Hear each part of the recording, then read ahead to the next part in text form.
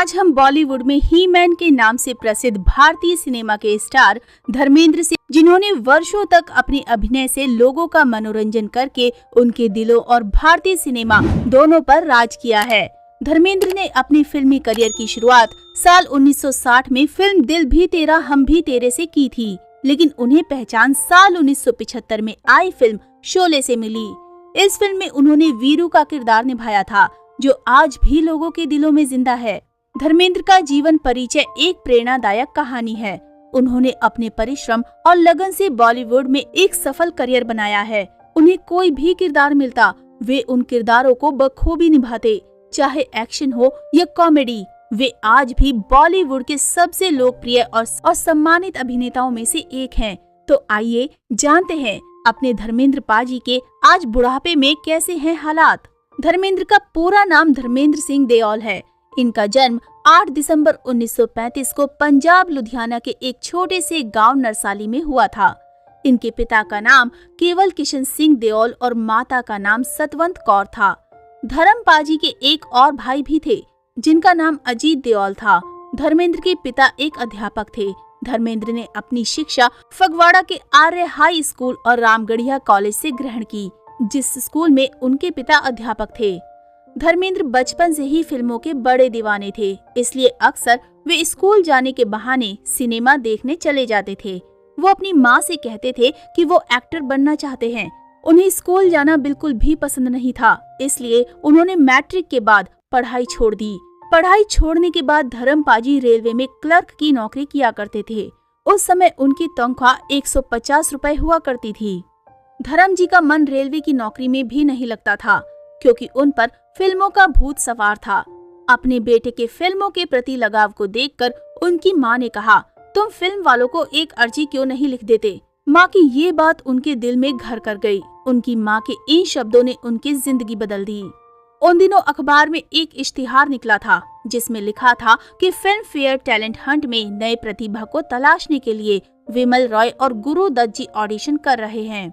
बस यही से अपनी माँ की सलाह को मानते हुए धर्मेंद्र ने अपनी photo film fair talent Hunt को भेज दी। उनकी फोटो देखकर फिल्म फेयर टैलेंट हंट में ऑडिशन के लिए वे सेलेक्ट हो गए और इसके बाद वे पंजाब से मुंबई आ गए। मुंबई में धर्म पाजी की फिल्म फेयर टैलेंट हंट के ऑडिशन में भी सेलेक्ट हो गए। वैसे धर्म पाजी ने एक्टिंग के लिए कोई प्रोफेशनल क्लासेस नहीं ली थी, लेकिन अपने जुनून और लगन की वजह से उन्होंने हजारों प्रतिभाशाली लोगों को पीछे छोड़ दिया और फिल्म फेयर टैलेंट हंट की पत्रिका के लिए चुने गए। धर्म पाजी को अपने शुरुआती दिनों में कोई फिल्म नहीं मिली। एक बार तो उनको पैसों की इतनी तंगी आ गई थी कि उन्हें रोड पर सोना पड़ा था और घंटों पैदल चलकर फिल्म निर्माताओं के चक्कर काटने पड़ते थे, जिससे कि वो कुछ पैसे कमा सकें। अपने संघर्षों के बाद आखिरकार उन्हें अपनी पहली फिल्म मिल ही गई।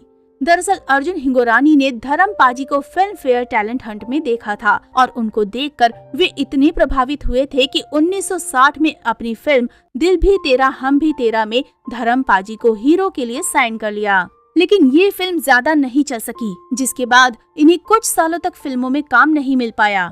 इसके बाद 1962 में आई फिल्म अनपढ़, 1963 में बंधनी और 1964 में धर्मेंद्र। इन फिल्मों से धर्मेंद्र पाजी को पहचान तो मिल गई, लेकिन अभी भी वे एक स्टार नहीं बन पाए थे। 1966 में आई एक्शन फिल्म फूल और पत्थर से धर्मेंद्र ने एक एक्शन हीरो के तौर पर बॉलीवुड में अपनी पहचान बनाई। इसके बाद धर्म पाजी ने कभी पीछे मुड़कर नहीं देखा और एक के बाद एक सुपरहिट फिल्में देकर बॉलीवुड में अपना कद ऊंचा किया। धर्मेंद्र की पहचान फिल्मों में एक्शन हीरो के तौर पर होने लगी थी, लेकिन 1969 में आई फिल्म सत्यकाम में धर्मेंद्र ने फिल्मों में अपनी छवि के विपरीत किरदार निभाया और फिर 1975 में चुपके चुपके में कॉमेडियन का किरदार निभाया। धर्म पाजी ने हर एक रोल को बखूबी निभाया, जिससे उन्होंने फिल्मों में अपनी अलग पहचान बनाई। 1975 में आई फिल्म शोले ने धर्मेंद्र को एक सुपरस्टार बना दिया। इस फिल्म ने बॉक्स ऑफिस पर इतना धमाल मचाया कि अभी तक ये फिल्म भारतीय सिनेमा जगत की सर्वश्रेष्ठ फिल्मों में से एक मानी जाती है। आज धर्मेंद्र भारतीय सिनेमा के एक बहुत बड़े स्टार हैं। 1983 में धर्मेंद्र ने विजेता फिल्म प्रोडक्शन हाउस की स्थापना की और इसी साल बेताब मूवी से धर्मेंद्र जी ने बतौर निर्देशक अपना डेब्यू किया।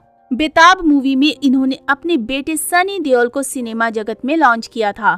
निर्देशक के रूप में भी धर्म पाजी ने बहुत सारी फिल्में बनाई हैं। आज विजेता फिल्म प्रोडक्शन हाउस भारतीय सिनेमा जगत के प्रमुख प्रोडक्शन हाउसेज में से एक है। धर्मेंद्र ने फिल्मों के साथ साथ राजनीति में भी अपना हाथ आजमाया और वहां भी उन्हें सफलता मिली। साल 2004 में वे भारतीय जनता पार्टी की तरफ से चुनाव लड़ते हुए राजस्थान बीकानेर से लोकसभा के सदस्य बने। वे 2004 से लेकर 2009 तक लोकसभा के सदस्य रहे थे। धर्मेंद्र ने 2 शादियां की हैं। पहली शादी सन 1954 में जब वे महज 19 साल के थे, तब प्रकाश कौर से उनकी शादी करा दी गई थी। उनके 4 बच्चे भी हैं, जिनका नाम सनी देओल, बॉबी देओल, अजीता और विजिता है। फिल्मों में आने के बाद उन्होंने मशहूर अभिनेत्री हेमा मालिनी से 21 अगस्त 1989 को शादी की, जिनसे उनको 2 बेटियां ईशा देओल और अहाना देओल हुई। लेकिन अगर इनके आज के बारे में बात की जाए तो धर्मेंद्र पाजी 88 साल की उम्र पार कर चुके हैं और पहले के मुताबिक काफी बूढ़े नजर आते हैं।